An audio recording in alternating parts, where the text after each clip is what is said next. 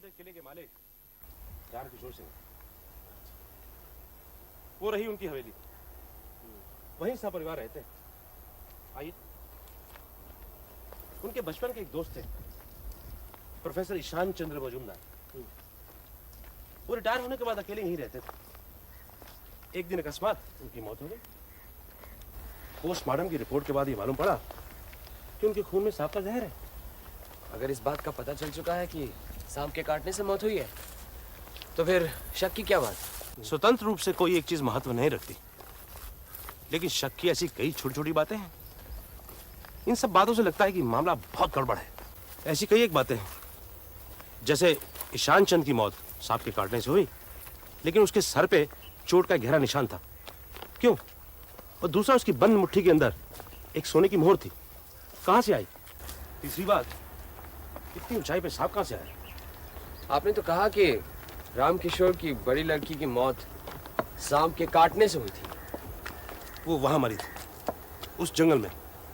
वहां सांप हो सकता है, लेकिन इतनी ऊंचाई पर जहां चूहा नहीं, मेंढक नहीं, सांप कहां से आएगा? आप क्या कहना चाहते हैं? हो सकता है किसी ने जानबूझकर यहां सांप छोड़ा हो, इसलिए कहता हूं कि मामला गड़बड़ है। किसी पर शक है? शक? वो देखिए, उस हवेली में रामकिशोर अपने 3 लड़के और एक लड़की के साथ रहता है। बड़ी लड़की की मौत पिछले साल सांप के काटने से हो गई। उसका पति यहीं रहता है, और एक रहता है मास्टर। वो मास्टर छोटी लड़की को पढ़ाता है। छोटी लड़की को छोड़कर बाकी सब के सब अजीब से लगते हैं, सब पर शक होता है। आइए,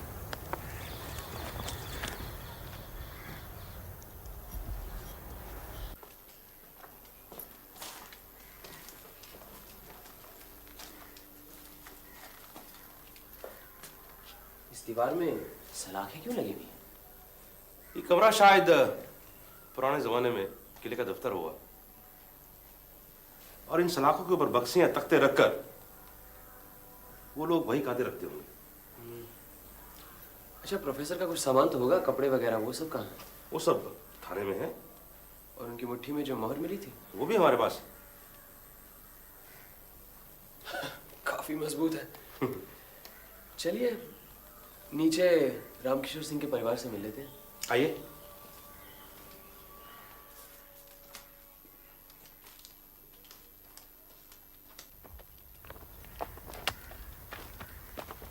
अरे मास्टर, यहाँ क्या कर रहे हो? घर में वकील साहब आए हैं, सब बैठकर उनके साथ बातचीत कर रहे हैं। गदाधर और तुलसी वहाँ नहीं है, सोचा शायद यहाँ होंगे। वो तो यहाँ पे भी नहीं है। वेंकटेश बाबू, ये है रमापति, रामकिशोर जी के यहाँ मास्टर हैं और वहीं रहते हैं। अच्छा, आप ही रमापति हैं? अच्छा, एक बात बताइए, जिस रात ईशान बाबू गुजर गए, आप काफी देर तक उनके साथ थे, क्या बातें हो रही थी? वो बहुत पढ़े लिखे थे, उनके साथ बात करके बहुत कुछ सीखने को मिलता था। फिर उन्हें हमारे मालिक के वंश का, इस किले का सारा इतिहास मालूम था। एक डायरी में सब कुछ लिख रखा था, वही सब सुन रहा था। चले? जी आइए।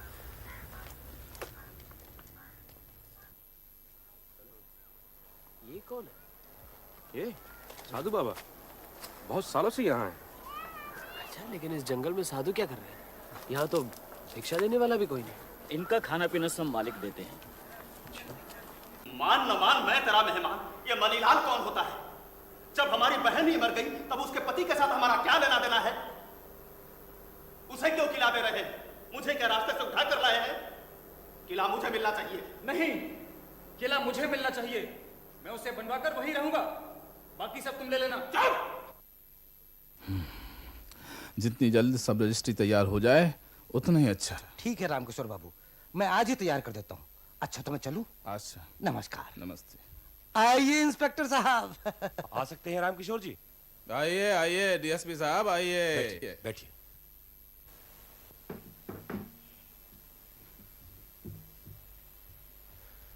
ये हमारे कलकत्ता के मित्र हैं। अच्छा, किला दिखाने लाया था, सोचा आपसे भी मुलाकात करवा दूं। हाँ, बड़ा अच्छा किया। सुना है प्रोफेसर ईशान चंद्र की मृत्यु सांप के डसने से हुई? ईशान मेरे बचपन का दोस्त था, वो मेरे घर आकर गुजर गया। इस बात का दुख मुझे हमेशा सताता रहेगा। उनकी मुट्ठी में एक सोने की मोहर मिली थी, वहां कहां से आई, कुछ बता सकते हैं आप? कुछ कह नहीं सकता। उसकी आर्थिक स्थिति भी तो इतनी मजबूत नहीं थी कि एक सोने की मोहर रखता। अगर वहां किले में पड़ी हो तो मिल भी सकती है। कह नहीं सकता। कहते हैं इस किले में हमारे पूर्वजों का बहुत सारा धन जमा है, बहुत सोना जमा है।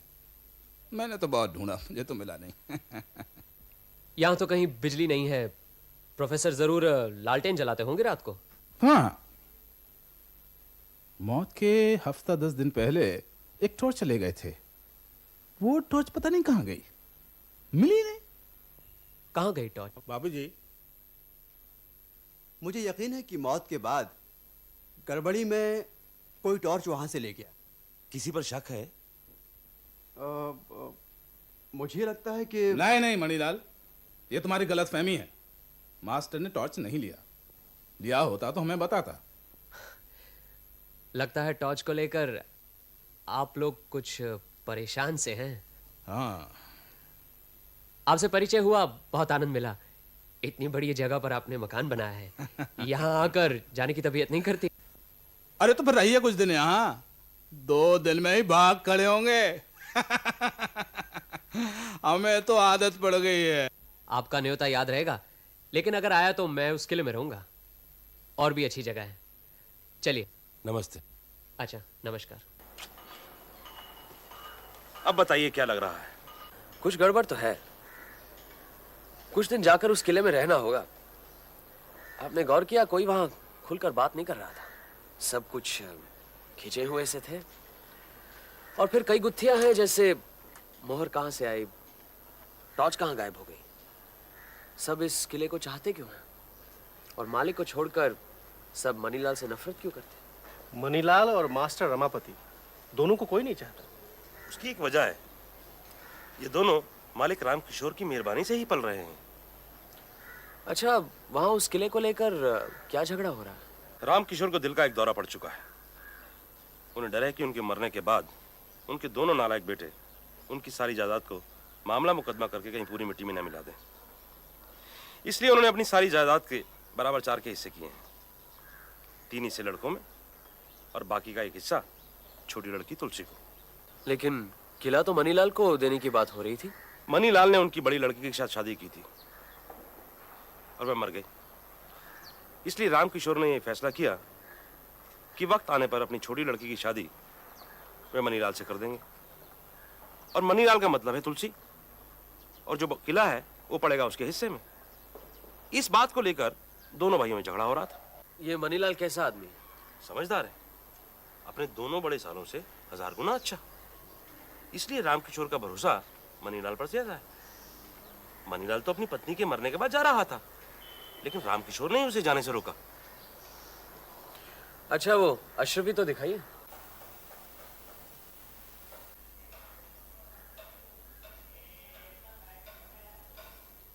इस पर कुछ उर्दू में लिखा है, आप पढ़कर बता सकते हैं? जनाब, ये उर्दू नहीं, फारसी है।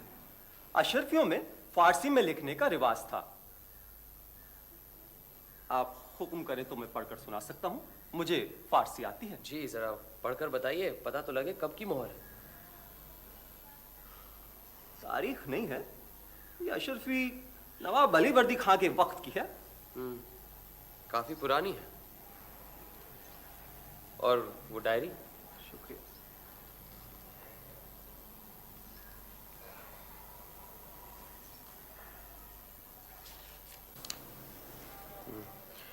सुनो ईशान बाबू, शुरू में क्या लिखते हैं?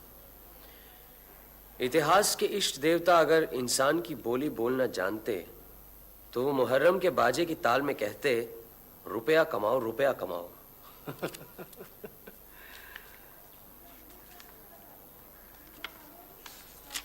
ये सुनो, सिपाही विद्रोह के वक्त लुटेरे किले का गुप्त धन नहीं ले जा सके, ये राम विनोद सिंह का दृढ़ विश्वास है। ये राम विनोद कौन है? राम विनोद राम किशोर के बड़े भाई थे। सुना है 25-30 साल पहले गुजर गए।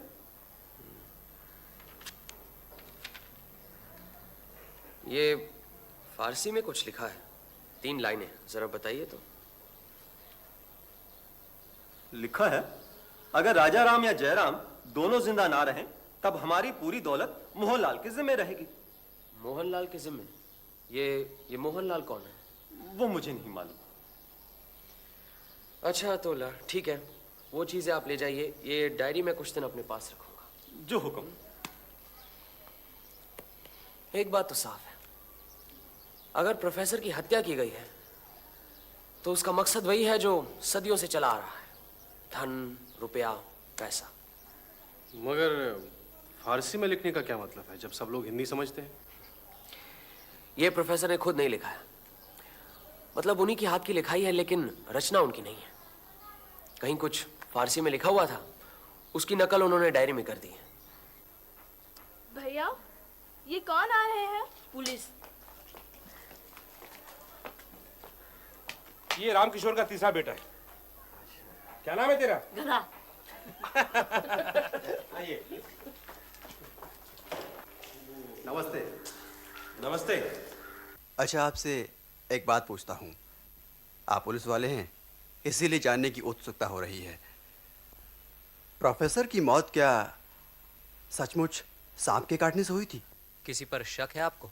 नहीं, यूं ही कुछ कहा नहीं जा सकता ना। सांप के अलावा और क्या हो सकता है? वो मेरी भी समझ में नहीं आ रहा, लेकिन प्रोफेसर के पैरों पर सांप के काटने के दाग मैंने भी देखे थे, बिल्कुल वैसे ही जैसे मेरी पत्नी के पैरों पर थे। ठीक है मनीलाल, रामकिशोर बाबू से कहना आज से एक किले में रहेंगे। चलिए। जी। नमस्ते। आइए आइए आइए, बैठिए। रामकिशोर बाबू नहीं है? जी नहीं, वो कोर्ट में दलील रजिस्ट्री कराने गए हैं, आ जाएंगे अभी। अच्छा, मास्टर जी एक बात बताओ। बैठो बैठो। आप तो यहाँ सब लोगों को जानते हैं, इनमें से ऐसा कौन है जो खून कर सकता है? सब। रामकिशोर बाबू भी? हाँ। वंशीधर? हाँ। मुरलीधर? मुरलीधर भी। मनीलाल भी? उसमें इतनी हिम्मत कहाँ, उसे तो सिर्फ पीछे से चुगली करना आता है। और तुम? मैं? जाने दो। तुमने वो टॉर्च चोरी की थी? मेरी बदनामी की गई है, मुझे मालूम है, और किसने की है ये भी मालूम है। आप ही बताइए, अगर चोरी ही करनी है तो टॉर्च क्यों चुराऊंगा? तुम्हें मालूम है मनीलाल की शादी तुलसी से होने वाली है?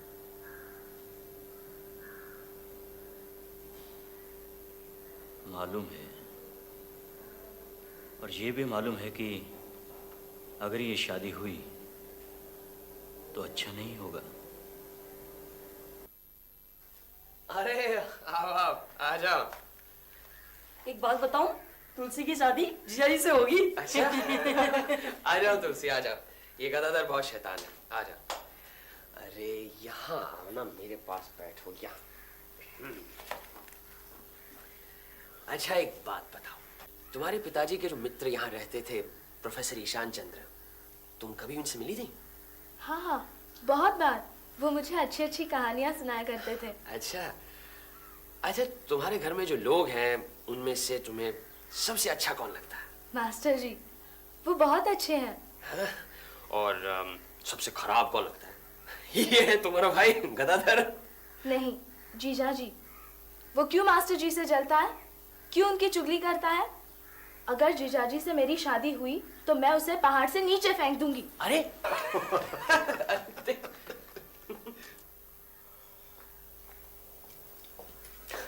आइए आइए। अरे बैठिए बैठिए बैठिए।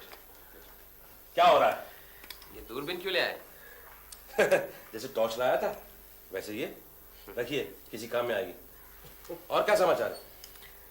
समाचार तो ये है कि मुझे लगता है प्रोफेसर यहाँ आकर रहे क्योंकि उन्हें पता चल चुका था कि यहीं कहीं गुप्त धन छुपा हुआ है। उन्हें शायद तोशखाने के बारे में भी पता चल चुका था, लेकिन किसी ने उन्हें धन तक पहुंचने से पहले ही मार डाला।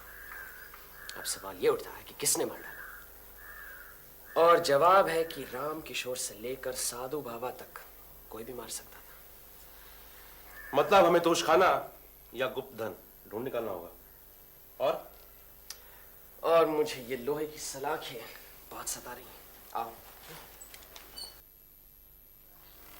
मेरा ख्याल है कि इन सलाखों का सिर्फ यही काम नहीं है जिसकी वजह से यहाँ लगाई गई है, कुछ और भी है। और क्या हो सकता है? इन्हें अच्छी तरह परखना होगा।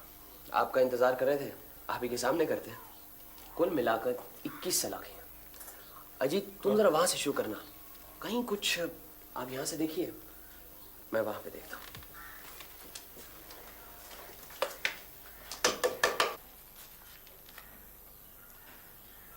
हिल रहा है, जरा इधर आइए। ये अकेले के बस का रोग नहीं है, मिलकर जोर लगाते हैं।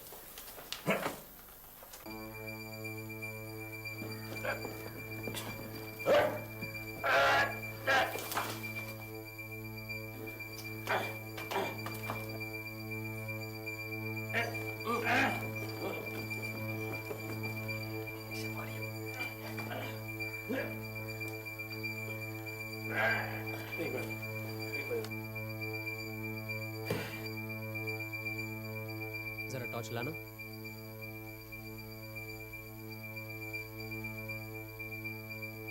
यहाँ कुछ फारसी में लिखा है, मुझे लगता है। 1 मिनट। क्या हुआ? मुझे लगता है प्रोफेसर ईशान चंद्र की डायरी लेने गया।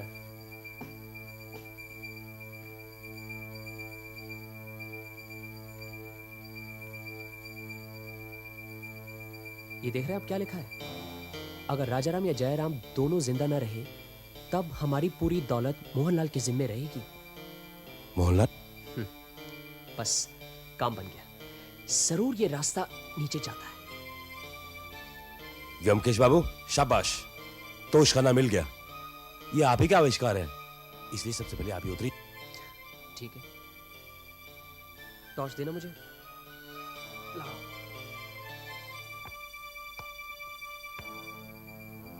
संभल के।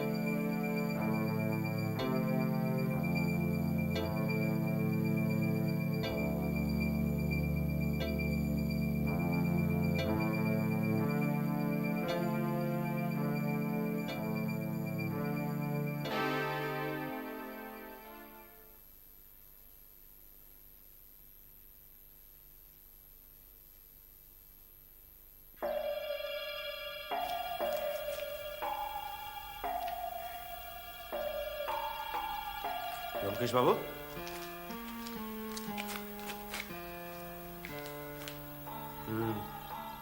प्रोफेसर ने ये गुफा ढूंढ निकाली थी। ये टॉर्च उसी का प्रमाण है। मनीलाल कह रहा था ना वो टॉर्च नहीं मिली, ये वही है। इसे रखिए आप अपने पास।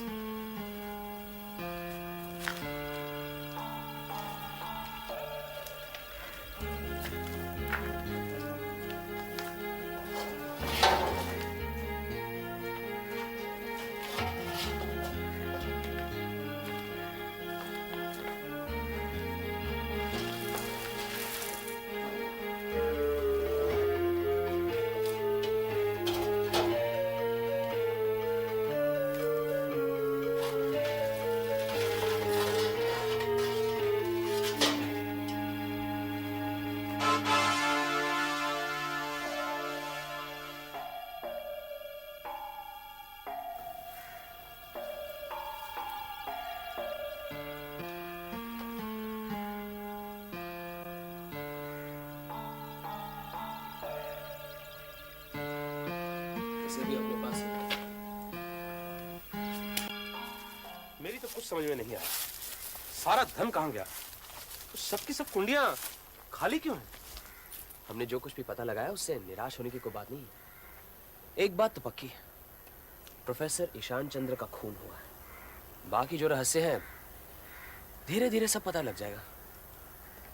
आपको जो चूरा मिला है उसका आप केमिकल एनालिसिस करवा लीजिए। शाम को साधु बाबा से मिलते हैं, फिर उनको भी जरा टटोल लें। ठीक है, मैं चलता हूँ। अच्छा।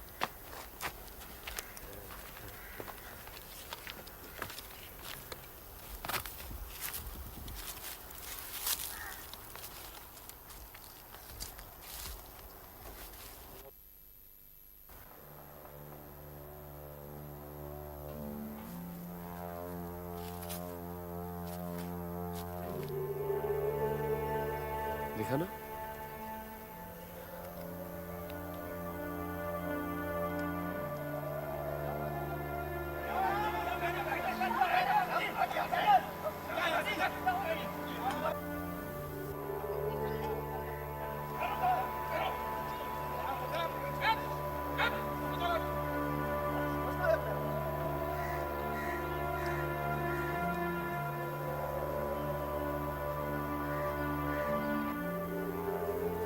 ये तुलसी के हाथ में क्या चीज थी? Fountain pen. लेकिन किस बात पर झगड़ा हो रहा था कुछ समझ में नहीं आया।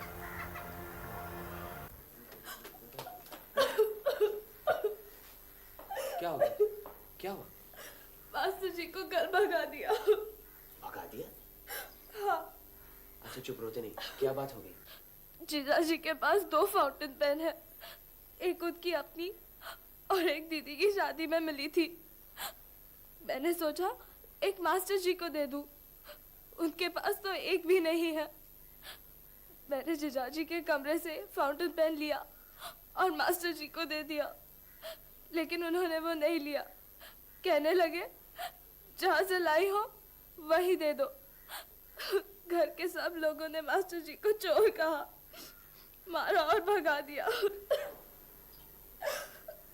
अच्छा चुप चुप हो जाओ, मैं तुम्हारे मास्टर जी को वापस बुलवा लूंगा।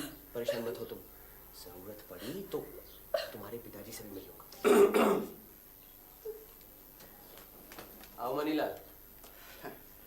मालिक ने भेजा था तुलसी को ढूंढने के लिए, बहुत ही चंचल है। आपको परेशान तो नहीं किया? नहीं बिल्कुल नहीं, उसके मास्टर जी को भगा दिया यही कह रहे हैं। हाँ, वो मालिक ने मास्टर को बर्खास्त कर दिया है। जब घर में कोई था नहीं तो उसने मेरे ड्रायर खोलकर मेरा फाउंटेन पेन चुरा लिया। बहुत ही कीमती चीज है। इस कलम को? जी। बहुत अच्छा कलम है। चोरी तो ऐसे ही कलम की होनी चाहिए। घर में कितने फाउंटेन पेन हैं? जी सिर्फ मेरे ही पास है और किसी के पास नहीं है। ये अपने मालिक तो कलम दवात इस्तेमाल करते हैं। लेकिन तुलसी तो कह रही थी कि उसने खुद आपके कमरे से फाउंटेन पेन लिया था। तुलसी झूठ बोल रही है। मास्टर तो हमेशा से ही दोषी है। अभी उस दिन वो एक टॉर्च चुरा के टॉर्च तो वहाँ मामूली चीज थी। भला मास्टर ऐसा काम करके अपना भविष्य क्यों बिगाड़ेगा? अच्छा ये बताइए, आपका कचहरी का सब काम कैसा चल रहा है? जी बस दस्तखत करना बाकी है और बाकी तो काम हो ही गया है। अच्छा मैं चलता हूँ। तुलसी को लेकर सब परेशान है, बच्ची है। अच्छा अच्छा गड़बड़ कर देते ना। अब टॉर्च की बात बताने की क्या जरूरत थी?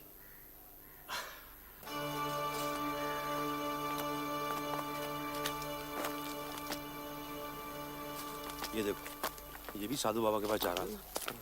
हमें देखकर रास्ता बदल गया। अरे बंसीधर बाबू, अरे भाई कहाँ जा रहे थे लपकते हुए? बस यूं ही घूमने। क्यों? अच्छा अच्छा, मैं समझा साधु बाबा के यहाँ जा रहे हैं। साधु बाबा? साधु बाबा के पास मैं क्यों जाऊंगा? क्यों? साधु बाबा के पास जाने में कोई बुराई है क्या? वो आप जाने या आपके दोस्त।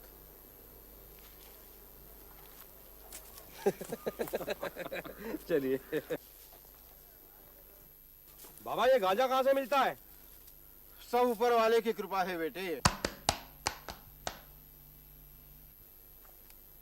बाबा आप तो यहाँ बहुत दिनों से हैं, कुछ दिन पहले सांप के काटने से यहाँ एक आदमी मरा, आपको मालूम है? हमें क्या नहीं मालूम बेटे। उस रात किले में जाते हुए आपने किसी को देखा? देखा है। वो कौन था, आप बता सकते हैं? मैं बहुत कुछ बता सकता हूँ, मुझे बहुत कुछ मालूम है, लेकिन अभी नहीं। रात को 10 बजे बाद, जब यहाँ कोई नहीं होता, उस वक्त सब कुछ बताऊंगा व्योमकेश बाबू।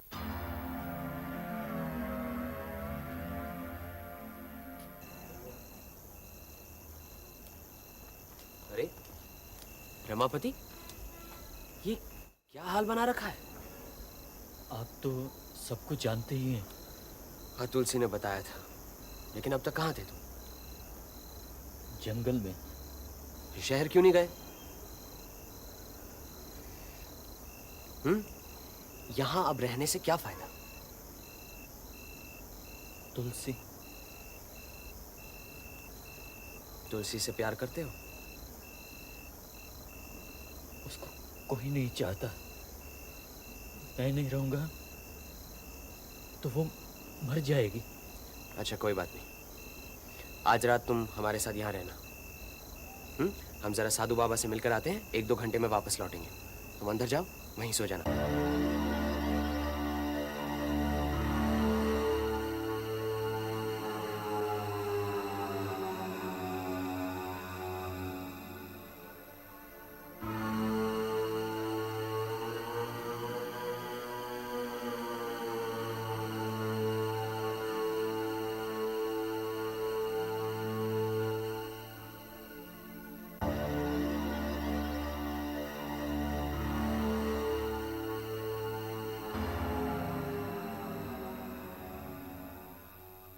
आइए आइए आइए, कहिए कैसे तकलीफ की? राम किशोर जी, अब साफ साफ सब कुछ कबूल करने का वक्त आ गया। कबूल? क्या कबूल? आपके बड़े भाई राम विनोद सिंह की मौत के लिए जिम्मेदार कौन था, इसका फैसला हो जाना चाहिए। मेरे बड़े भाई? जी। क्या कह रहे हैं आप?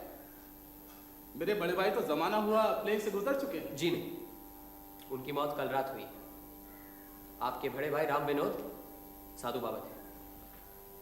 साधु बाबा का खून हो गया? आपको मालूम है कि साधु बाबा आपके ससुर के बड़े भाई हैं, राम विनोद सिंह? झूठ, बिल्कुल झूठ। साधु बाबा मेरे भाई हैं, इसका कोई सबूत है? कोई गवाह? पिताजी, पुलिस ने सारे मकान को घेर लिया है।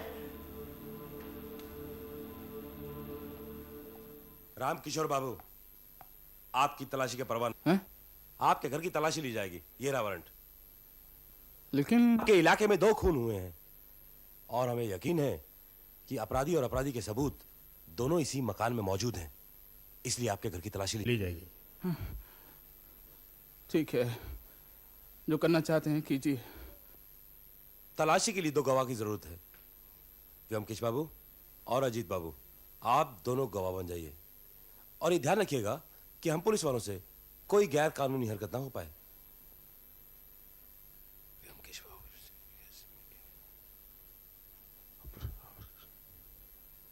मणिलाल, हम सबसे पहले आपके कमरे की तलाशी लेंगे और आप दोनों यहीं रुकिए।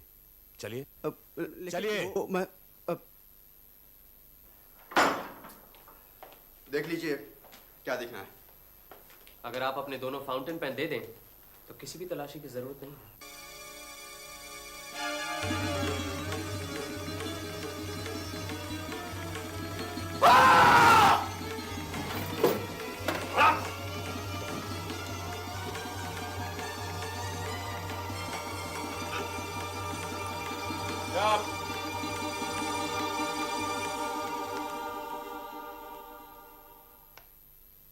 ये देखिए, नाग का जहर इन दोनों फाउंटेन पेन में है।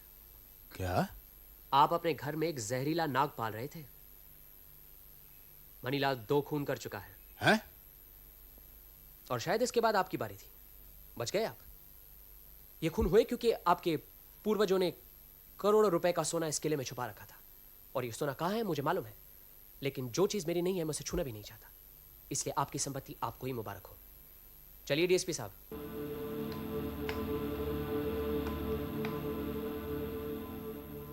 गुफा में जो सफेद चूरा मिला था उसकी केमिस्ट की रिपोर्ट आ गई है और ये चूरा था सोडियम टेट्राबोरेट। ये लीजिए। मतलब सुहागा। सुहागा किस काम आता है जानते हो? सोना पिघलाने के काम आता है। खैर, मनीलाल से जेल में लंबी चौड़ी बात हो चुकी है। उसने सब कुछ कबूल कर लिया। क्या कबूल किया? बैठिए। जिस दिन मनीलाल इस घर में आया था उसी दिन से उसकी नजर अपने ससुर रामकिशोर की संपत्ति पर पड़ी। उन्हीं दिनों यहां कुछ बंजारे आए हुए थे। मनीलाल ने उनसे कुछ सांप का जहर बरामद किया। किसी तरह उसकी पत्नी हरिप्रिया को मनीलाल के इरादों का पता लग गया था, इसलिए सबसे पहले उसने हरिप्रिया को इसी जहर से रास्ते से हटा दिया और साथ ही साथ रामकिशोर की सारी सहानुभूति अपनी तरफ खींची। अब रामकिशोर ने अपनी बेटी तुलसी की शादी मनीलाल से पक्की कर दी। 2 साल बीत गए, तुलसी शादी लायक बन गई। फिर यहां प्रोफेसर ईशान चंद्र आए, साथ ही साथ साधु बाबा यादव के। अब करीबन 25-30 साल पहले दोनों भाई रामकिशोर और राम विनोद मामूली व्यापारी थे। शहर में प्लेग फैला, राम विनोद बीमार पड़ गए। रामकिशोर प्लेग के डर से वहां से भाग गया। उसे यह नहीं पता था कि 25-30 साल बाद बड़े भाई से मुलाकात होगी और उसका बड़ा भाई साधु बाबा के भेष में होगा। उसने चाहा कि बड़ा भाई राम विनोद तीर्थ स्थान पर मठ बनाकर रहे, खर्चा भी देने को तैयार हो गया। लेकिन बड़े भाई ने साफ इनकार कर दिया। जंगल में रहने लगा साधु बाबा के भेष में और अपने छोटे भाई को कोसने लगा। असल में प्रोफेसर ईशान चंद्र और राम विनोद दोनों मित्र थे। हो सकता है प्रोफेसर ने ही राम विनोद उर्फ साधु बाबा को यहां बुला लिया हो। इस वक्त सब लोगों को यकीन हो गया कि किले में करोड़ों का गुप्त धन छुपा हुआ है। इधर प्रोफेसर ईशान चंद्र ने किले में गुप्त धन का पता लगा लिया था। प्रोफेसर की उम्र हो चुकी थी, दुबले पतले आदमी थे। अकेले पत्थर कैसे हटाते मालूम है? हम तीनों ने मिलकर पत्थर हटाया था। अब प्रोफेसर ने किसी से कुछ नहीं कहा, रामकिशोर से भी नहीं, साधु बाबा से भी नहीं। लेकिन उन्हें एक सहायक की जरूरत थी। उन्हीं दिनों 2 नौजवानों से अक्सर वो मिला करते थे। एक तो मास्टर रमापति, दूसरा मनीलाल। प्रोफेसर को लगा कि मनीलाल ही ठीक है, हट्टा कट्टा है, दोनों सालों से नफरत भी करता है। तय हुआ कि जो कुछ भी मिलेगा आधा आधा बांट लेंगे। एक रात दोनों ने मिलकर पत्थर हटाया। फिर मुझे लगता है कुछ ऐसा हुआ होगा। नीचे का रास्ता देखते ही मनीलाल फौरन टॉर्च लेकर नीचे उतर गया। लेकिन प्रोफेसर का ध्यान पत्थर के पीछे खुदाई की हुई लेखनी पर पड़ा। उसने फौरन अपनी डायरी निकालकर उस फारसी भाषा की नकल कर ली। इधर नीचे मनीलाल एक कोने में खड़ा हो गया, उधर प्रोफेसर नीचे आया। उसके पैरों ने किसी चीज को महसूस किया। प्रोफेसर ने उसे उठाया। वो एक अशर्फी थी। उन्होंने फौरन मुट्ठी बंद कर ली, हल्के से पुकारा, मनीलाल। तभी मनीलाल ने जोर से उसके सर पर टॉर्च से वार किया। प्रोफेसर गिर गया। मनीलाल ने अपनी जेब से फाउंटेन पेन निकाला और पैर की एड़ी के पास जोर से पेन की निब घुसाकर जहर अंदर डाल दिया। फिर उसकी लाश उठाकर मनीलाल बाहर ले आया। मैंने जेल में मनीलाल से पूछा कि प्रोफेसर को मारने के बाद उसने कुंडों के अंदर क्यों नहीं देखा। उसने जवाब दिया, सब कुछ तो मिल गया था, फिर एक लाश और इतनी सारी मोहरें वो एक साथ बाहर कैसे निकालता। उसने यही सोच लिया कि प्रोफेसर की मौत के हंगामे के बाद इत्मीनान से मोहरें बाहर निकाल लेगा। लेकिन तब वहां हम पहुंच गए और फिर कुछ घटनाएं इतनी जल्द घटने लगी कि कब क्या करे उसकी कुछ समझ में नहीं आया। तुलसी ने उसका जहर वाला फाउंटेन पेन चुराकर रमापति को दे दिया।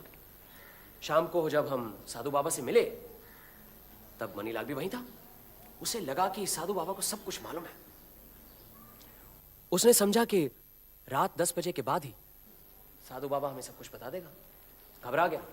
फैसला कर लिया कि 10 बजे के पहले ही साधु बाबा का सफाया कर देगा, और वही उसने किया। लेकिन गुप्त धन के रहस्य की बात का अब तक कोई खुलासा नहीं हुआ।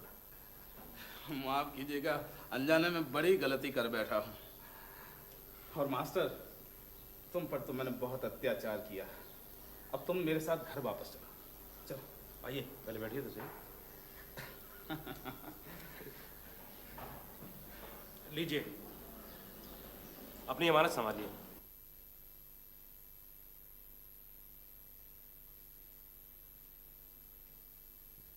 व्योमकेश बाबू, क्या आपको सब कुछ पता लग गया है? लेकिन दो शर्तें हैं। हाँ हाँ, कहिए ना। पहली, आप अपनी बेटी तुलसी की शादी मास्टर रमापति से कर देंगे। अरे और दूसरी शर्त यह है कि आप इस किले को तुलसी और रमापति के नाम कर देंगे। ये तो कोई शर्त ही नहीं है, ये तो मैंने मन ही मन पहले से ही तय कर रखा है। ये तो बहुत अच्छा है। चलिए किले की तरफ चलते हैं।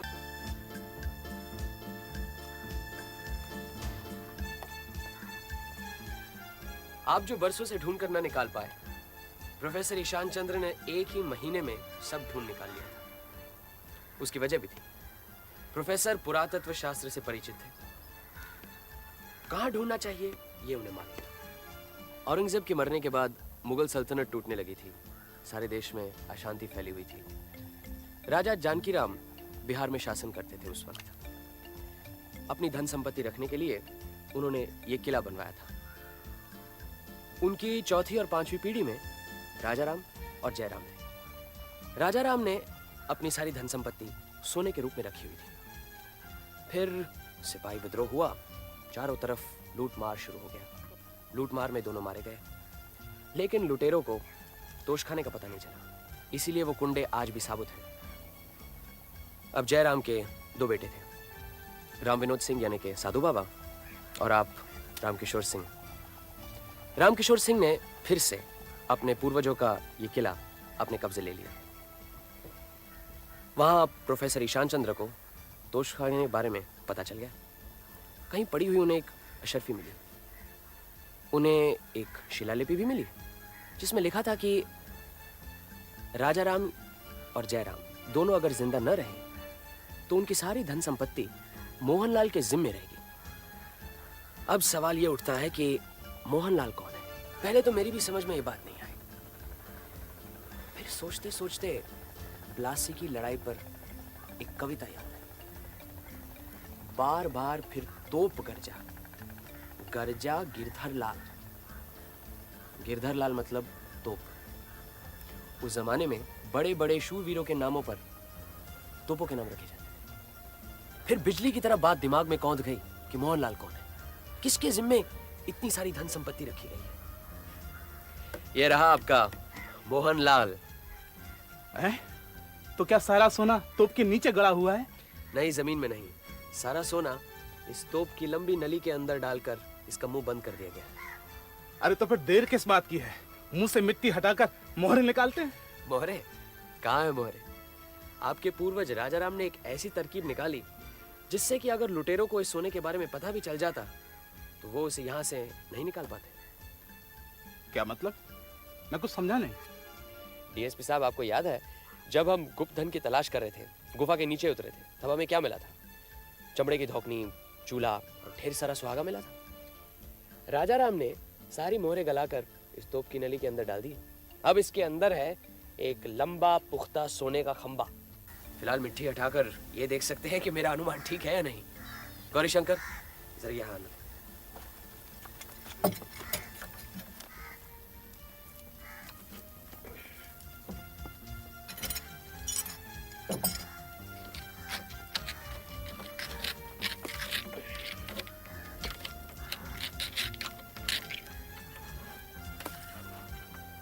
साहब, और मट्टी नहीं है, अंदर काफी सख्त है। ठीक है, इसके मुंह पर कपड़ा रख के अच्छी तरह से साफ करो। अच्छा, आइए, पहले आप इस सोने के दर्शन कीजिए रामकिशोर जी। देखिए,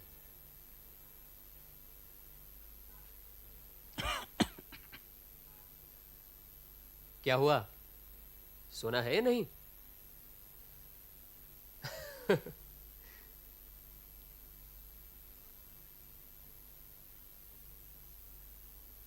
सोना है? हाँ है। चलो रमापति, अब तुम देखो, संपत्ति तुम्हारी है ना? चलो। आ जाओ आ जाओ।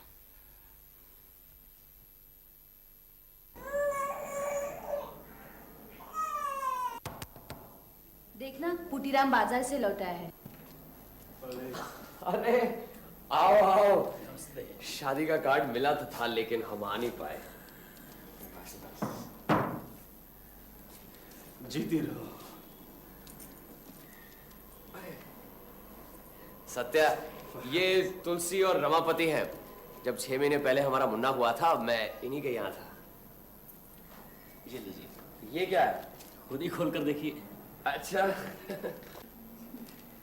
अरे ये देखो। क्या? जीते रहो। वही तो।